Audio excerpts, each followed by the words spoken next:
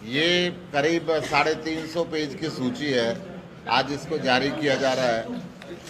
लगभग आम आदमी पार्टी हरियाणा के हर गांव में और शहर के हर वार्ड में पहुंच चुकी है। वहाँ पे हमने 21 मेंबरों की कमेटी का गठन कर दिया है और आज जो हम सूची जारी कर रहे हैं ये ग्राम सचिव और वार्ड प्रधान की सूची को हम जारी कर रहे हैं।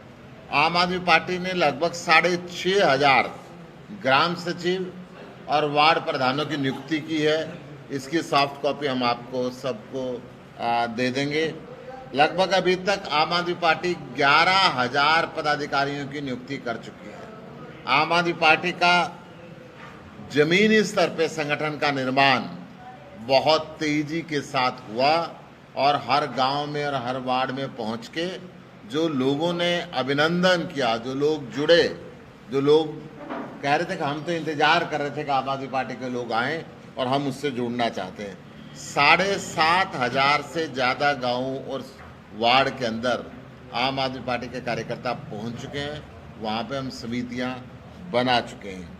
नवनियुक्त पदाधिकारियों को शपथ ग्रहण कराने के लिए हरियाणा के अंदर 29 अक्टूबर को अरविंद केजरीवाल जी आएंगे।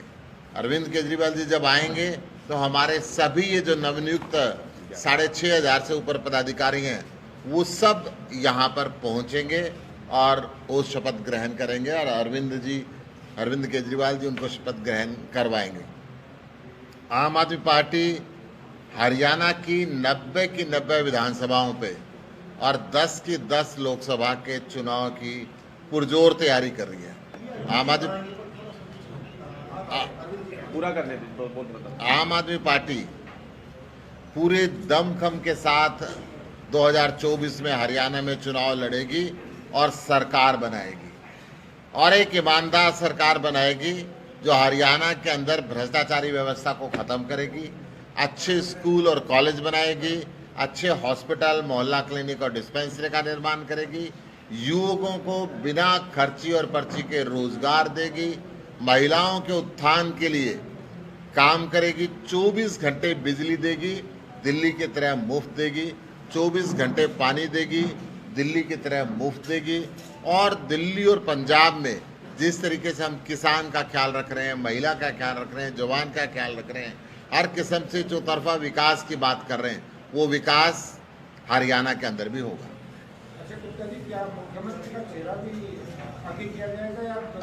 अभी बहुत देर है।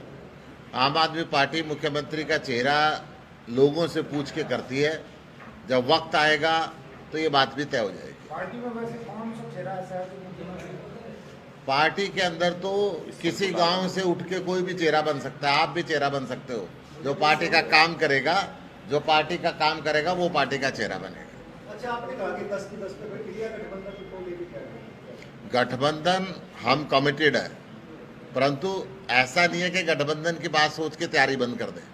गठबंधन के अंदर जो लोकसभा का गठबंधन है वो लोकतंत्र को बचाने के लिए है, हिंदुस्तान की डेमोक्रेसी को बचाने के लिए है। आज जो संस्थाओं के ऊपर हमला हो रहा है, संस्थाओं का गलत इस्तेमाल किया जा रहा है, विपक्षी नेताओं को अंदर करने के लिए किया जा रहा है। पीएमएलए जैसा एक्ट हर व्यापारी के ऊपर लगा दिया गया है, जो उस व्यवस्था को बदलने के लिए देश के हित के अंदर हमारा राष्ट्रीय नेतृत्व गठबंधन के लिए जो भी फैसला करेगा हम उसका ऑनर करेंगे और उसके हिसाब से काम करेंगे। गठबंधन लोकसभा चुनाव का है, विधानसभा चुनाव का गठबंधन कहीं भी नहीं है और किसी भी लेवल पे नहीं है।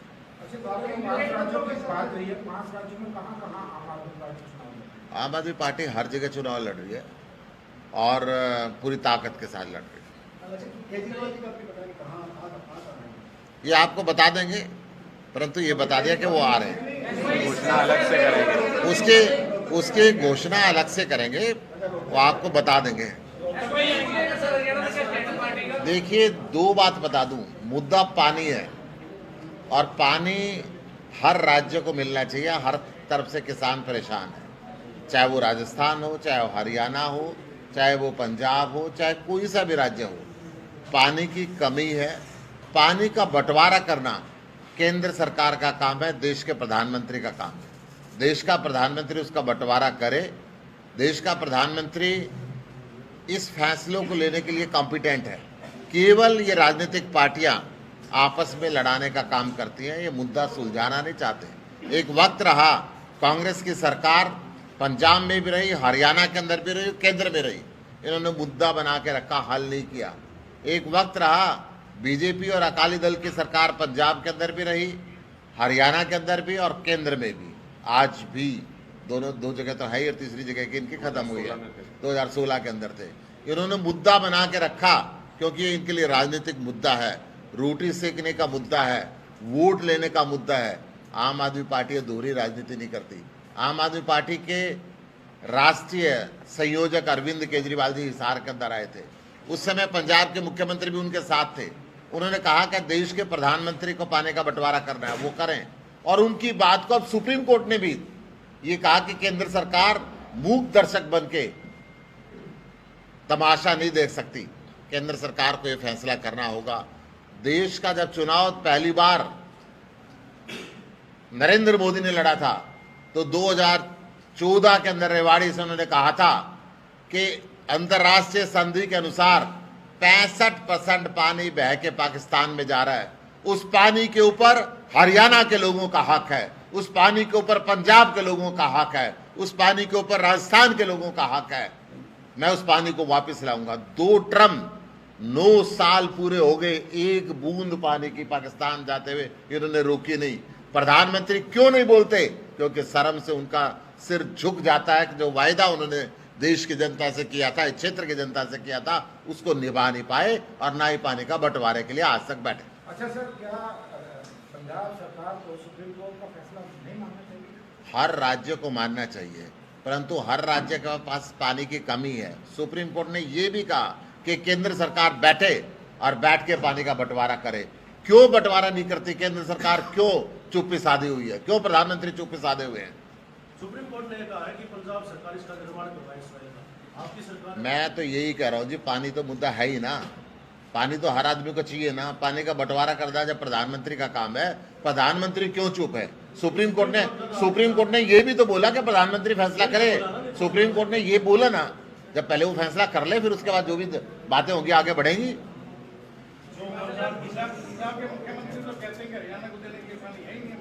मैं तो वही कह रहा हूँ जी, हरियाणा भी ये बात कहता है, पंजाब भी ये बात कहता है, राजस्थान भी ये बात कहता है कि मेरे पास पानी नहीं है। पानी का बंटवारा करना देश के प्रधानमंत्री का काम है, वो बंटवारा करे। मतलब पानी नहीं चाहिए, नहर ही चाहिए। पानी चाहिए ना जी, मुद्दा तो पानी है। मैं कह रहा हूँ कि सुप्रीम कोर्ट ने एक समय के अंदर दोनों बातें कही है। सुप्रीम कोर्ट ने पानी के बंटवारे की बात कही और ये कही कि केंद्र सरकार इसके ऊपर चुपचाप बैठ के तमाशा नहीं दे सकती।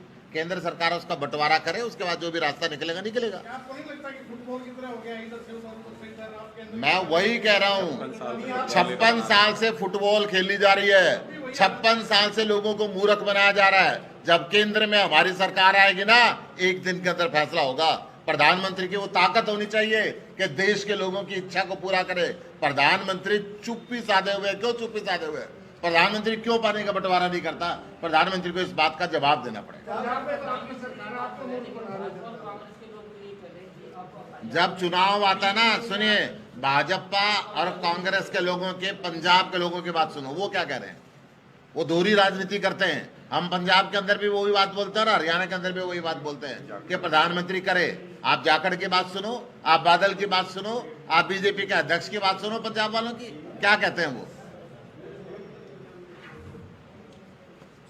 धन्यवाद। सब आप ही तो बोलोगे। देखिए, जिम्मेदार सरकारें हैं।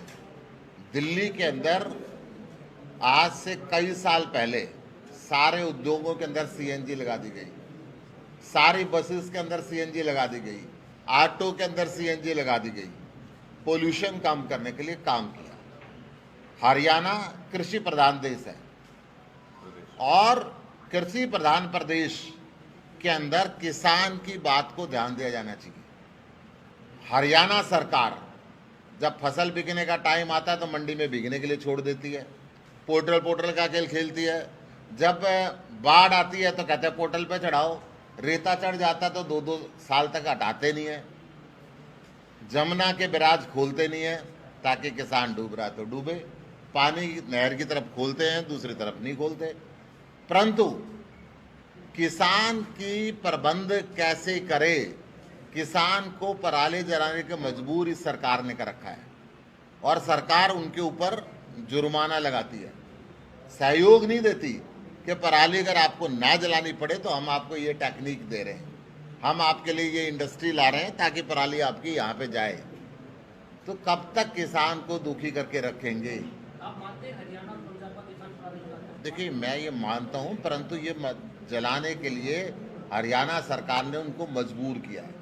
हरियाणा सरकार को कृषि पर आधारित उद्योग लगाने चाहिए और पराली उनके काम आए और उसकी कटाई का अलग से उनको प्रबंध करके उसका सिस्टम बनाना चाहिए। मैं इस पे एक छोटा सा पॉइंट पराली पे ऐड करना चाहता हूँ। पराली पे ही बोल रहा हूँ, छोटा सा पॉइंट ऐड करना चाहता हूँ। आप लोगों ने कहा कि दिल्ली के अंदर पोल्यूशन बहुत ज़्यादा बढ़ रहा है। आज की रिपोर्ट अगर आप देखें तो हरियाणा के अंदर भी पोल्यूशन के लेवल हाईएस्ट है। तो पूरे देश में इसका मतलब कि जो पोल्यूशन है उसकी वजह से अगर किसी को लगे कि पराली जो यहाँ जलती है उसका नुकसान दिल्ली में होता है, पंजाब में जलती है उसका नुकसान दिल्ली में होता है, नहीं, जहाँ जो किसान जलाता है उसके बच्चों को भी उसका नुकसान होता है। हमारा कहना सिर्फ इतना है कि अगर पराली के लिए हरियाणा सरकार दावा करती है कि बहुत बड़ी बड़ी योजनाएं लेके आए, कहा कि बेलर मशीन पे सब्सिडी देते हैं, हम खुली चुनौती दे रहे हैं सरकार को। 80,000 बेलर मशीन कहती है सरकार, सारे कागज पे ले आए किस किस को सब्सिडी दी है। 20,000 मशीनें भी ग्राउंड के ऊपर नहीं है। बेलर मशीन की सब्सिडी में करोड़ों रुपए का घोटाला हुआ है हरियाणा के अंदर। सरकार कहती है 5 लाख एकड़ में घोल देंगे किसानों को ताकि आग नहीं लगानी पड़े। मैं चुनौती देता हूं सरकार को, जब ये कटाई शुरू हुई, जब पराली खेत में थी, तब एक भी किसान के पास अगर उस घोल का पैकेट पहुंचाओ पूरे हरियाणा के अंदर, तो आप मुझे बता दीजिए। हरियाणा सरकार की जो योजनाएं हैं वो कागज के ऊपर हैं, वो जमीन पे लागू नहीं हो रही है, उनमें बड़े पैमाने पे घोटाले हो रहे हैं। इस वजह से मजबूरी में किसान कहीं कहीं पर पराली जलाता है। इस बात का निश्चित तौर पे विरोध होना चाहिए कि किसान इस पूरे मामले में पीड़ित है।